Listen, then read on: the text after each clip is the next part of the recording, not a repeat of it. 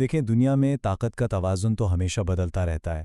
آج ہم ایک ایسے پرسپیکٹو پر بات کریں جو کہتا ہے کہ ایران اور امریکہ کے درمیان جو حالیہ کشمکش ہوئی وہ اصل میں عالمی نظام میں ایک بہت بڑی تبدیلی ہے۔ تو سوال یہ ہے کہ کیا واقعی ایک نئے دور کا آغاز ہو رہا ہے؟ چلیں اس کو ذرا گہرائی سے دیکھتے ہیں۔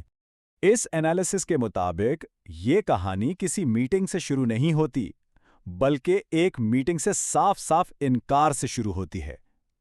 ایک ایسا قدم جس نے آپ کہہ لیں ایک ایسی سفارتی مثال قائم کی جو پہلے کبھی نہیں دیکھی گئی۔ تو اس پوری کہانی کو ہم 5 حصوں میں سمجھیں گے۔ پہلے، ایک سپر پاور کو کیسے سنب کیا گیا، پھر اس لفافے میں کیا ڈیمانڈز تھیں، اس کے بعد دنیا کی اکانومی کو کون کنٹرول کر رہا ہے، چوتھا، افغان پلے بک کیا چیز ہے، اور آخر میں کہ یہ سب طاقت کا ایک دکھاوا تھا یا کچھ اور۔ تو چلیے شروع کرتے ہیں پہلے سیکشن سے۔ آخر یہ سب ہوا کیسے؟ یہ صرف میٹنگ کینسل ہونے کی بات نہیں تھی۔ جس سورس کو ہم دیکھ رہے ہیں اس کے مطابق یہ ایک سوچا سمجھا پیغام تھا۔ دیکھیں، ہوا یہ کہ امریکن ڈیلیگیشن مایامی میں انتظاری کرتا رہ گیا، لیکن ایرانی وزیر خارجہ نے ملنے سے صاف انکار کر دیا۔ صرف انکار نہیں کیا، ایک لفافہ وہاں چھوڑا اور سیدھا عمان کے لیے نکل گئے، جس کے بعد روس کا دورہ تھا۔ یہ اس سورس کے مطابق طاقت کا ایک واضح اظہار تھا۔ اور اس سورس کے مطابق ایرانی سائیڈ کا لہجہ بالکل صاف تھا۔ سپر پاور انتظار کرتی رہی اور ان کا کہنا تھا، میں ان سے نہیں مل رہا، کچھ بھی ہو جائے میں جا رہا ہوں، بس یہ لفافہ امریکنز کو دے دیں۔ تو اس لفافے میں آخر تھا کیا؟ اس میں تھی ایران کی شرائط کی لسٹ، ایسی شرائط جو کسی بھی قسم کی بات چیت سے پہلے پوری ہونی تھیں۔ اور یہ کوئی نیگوسیشن پوائنٹس نہیں تھے، یہ سیدھے سیدھے مطالبات تھے۔ کیا؟ بحری ناکہ بندی ختم کرو، اپنی فوجوں کو علاقے سے نکالو، تمام اقتصادی پابندیاں ہٹاؤ اور ہمارے جو اربوں ڈالر روکے ہوئے ہیں وہ واپس کرو۔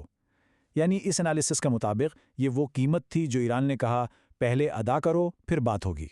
اچھا، ایران کا یہ جو سخت رویہ تھا یہ صرف سفارتکاری تک نہیں تھا، بلکہ اس سورس کا کہنا ہے کہ یہ عالمی معیشت پر کنٹرول حاصل کرنے کی ایک بڑی جنگ کا حصہ تھا۔ تو یہاں ایک بہت بنیادی سوال اٹھتا ہے کہ دنیا کی مارکیٹس کو اصل میں چلا کون رہا ہے؟ اور اس سورس کے مطابق اس سوال کا جواب اب وہ نہیں جو پہلے ہوا کرتا تھا۔ یہ ٹیبل اس پوری دلیل کا نچوڑ ہے۔ دیکھیں، اس سورس کے مطابق اب مارکیٹ امریکی نہیں بلکہ ایرانی بیانات پر چلتی ہے۔ ایران آبنہ ہرمز بند کرنے کی دھمکی دیتا ہے تو تیل سیدھا $150 فی بیرل۔ جب وہ کہتا ہے کہ نہیں کھلا رکھیں گے تو فوراً $81 پر آ جاتا ہے، اور جب وہ US سے بات کرنے سے انکار کرتے ہیں تو سٹاک مارکیٹس کریش کر جاتی ہیں۔ اور سب سے اہم نقطہ یہاں اعتماد کا شفٹ ہے۔ جب امریکی قیادت نے کہا کہ یہ ایران کے لیے آخری موقع ہے ورنہ ہم اسے دنیا کے نقشے سے مٹا دیں گے، تو مارکیٹ پر کوئی خاص اثر نہیں ہوا۔ وہیں دوسری طرف ایران کے ہر لفظ کو دیکھا جا رہا تھا۔ اس سورس کا دعویٰ ہے کہ یہی چیز بتاتی ہے کہ اصل طاقت اب کس کے ہاتھ میں ہے۔ تو سوال یہ ہے کہ یہ اتنا مضبوط سٹینڈ لینے کا آئیڈیا کہاں سے آیا؟ اس سورس کے مطابق یہ حکمت عملی ایک اور حالیہ تنازع سے لی گئی ہے۔ اس سورس کا کہنا ہے کہ یہ افغان حکمت عملی ہے۔ اس کا موازنہ امریکہ کے طالبان کے ساتھ مذاکرات سے کیا جاتا ہے۔ دلیل یہ ہے کہ وہاں بھی ایک سائیڈ بالکل نہیں جھکی اور آخر میں سپر پاور کو تھک کر ان کی ساری باتیں ماننی پڑیں۔ یعنی حکمت عملی سادہ ہے، 1 انچ پیچھے نہ ہٹو، اگلا خود ہی تھک جائے گا۔ اور یہ ٹائم لائن ایک ممکنہ فوجی منصوبے کو بتاتی ہے۔ منصوبہ کیا ہے؟ پہلے، جان بوجھ کر ناکہ بندی کی خلاف ورزی کرو تاکہ امریکی بحریہ رد عمل دے۔ پھر جب امریکہ مجبور ہو کر کسی ایرانی جہاز پر حملہ کرے تو بس اسی کارروائی کو بہانہ بنا کر ناکہ بندی لگانے والے جہازوں پر ایک بڑا حملہ کر دو۔ تو اس سب کا انجام کیا؟ ہم اپنے آخری سیکشن پر آتے ہیں۔ اس سورس کے مطابق نتیجہ یہ ہے کہ یہ تمام واقعات ایک سپر پاور کے طاقتور دکھاوے کے پیچھے چھپی اصلی کمزوری کو سامنے لا رہے ہیں۔